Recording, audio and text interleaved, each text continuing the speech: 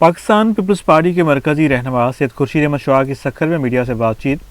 कहा कि उज़्मा बुखारी बयान देने से कबल पानी की तकसीम का 91 का मुआहिदा पढ़ लें।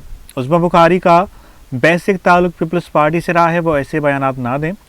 सैयद खुर्शीद शाह ने कहा कि बलूचिस्तान में अमन के हालात बेहतर करने की ज़रूरत है और हमें उन्हें बेहतर कर सकते हैं। कैनाल की तामीर के हवाले से हमारा मौक़िफ़ वाज़ेह है।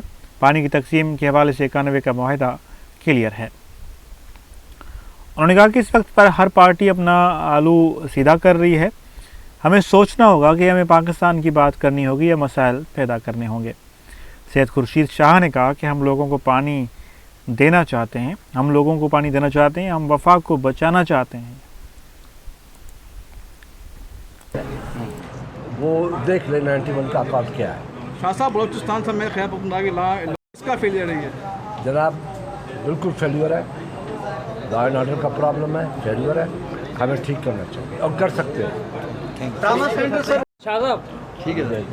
शाह साहब, उज़्मा बुखारी जो है बार बार कह रही है कि सिंध जो है वो हमेशा पानी में सियासत करता है और ये पानी किसका है ये आप डिसाइड करें।